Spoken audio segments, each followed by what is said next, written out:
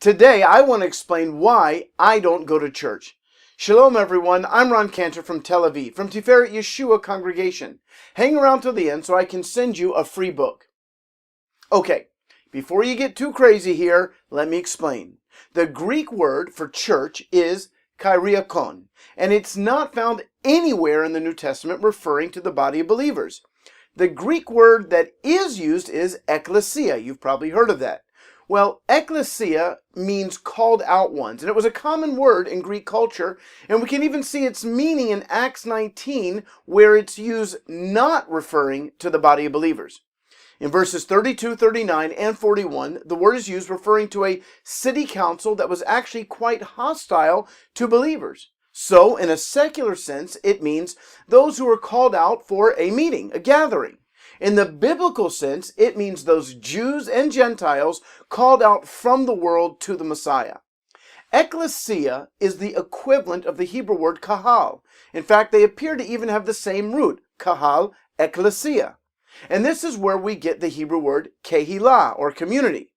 In the Hebrew New Testament, when Yeshua tells Simon Peter that he will build his church, it actually says, V'gam ani omer lecha, ki ata kefa ve'al hatzoar hazeh evnei et kehilati. I will build my kehilah, not church, congregation. In Israel today, a Messianic congregation would be called a kehilah.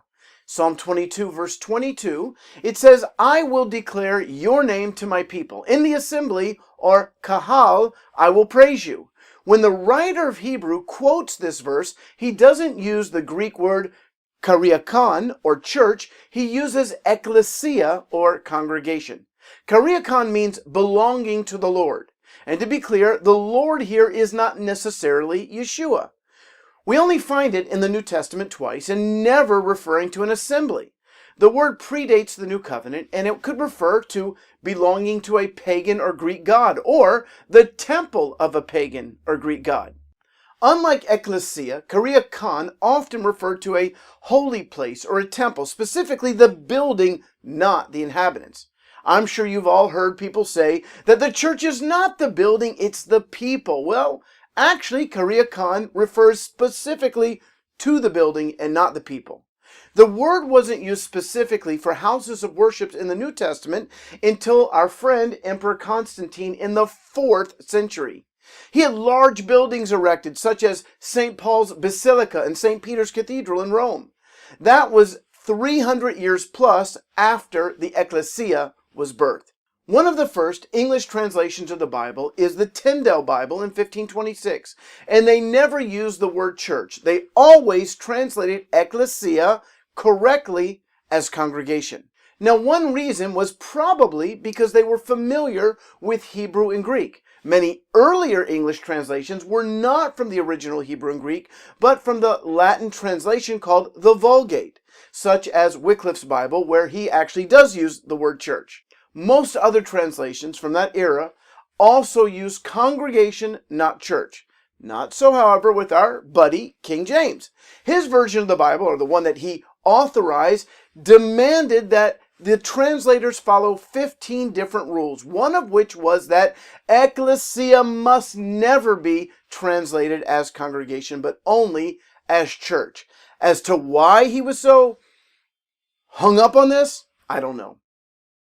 Ron, why do you even care about this stuff, haggling over words?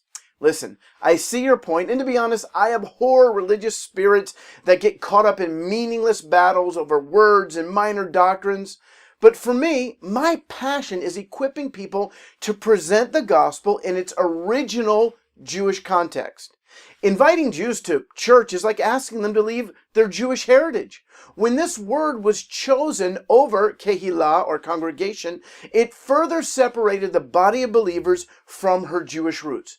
However, the very first disciples met not only in homes, but in the temple courts. And you cannot get any more Jewish than meeting at the temple, the center of Jewish life in the first century.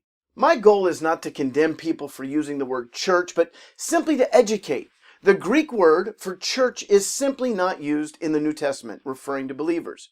The word congregation or assembly is. I hope this video has been a blessing to you. To get my free ebook, The 15 Most Important Facts About the Israeli-Palestinian Conflict, just go to roncan.net/15facts and make sure the F is capitalized. This video has been brought to you by Tiferet Yeshua Congregation in Tel Aviv. For more information, please visit reachtelaviv.org and consider making a generous donation so we can continue to share the good news of Yeshua in Israel and bring you more of these videos every week. And make sure you subscribe. One other thing, please go to 35challenge.org. We are in the midst of a $35,000 challenge where two wonderful businessmen in America have committed to blessing our congregation with $35,000 to build a coffee house prayer center if we can raise the other $35,000. To get involved, go to 35challenge.org. We're nearly halfway there. Thank you and shalom.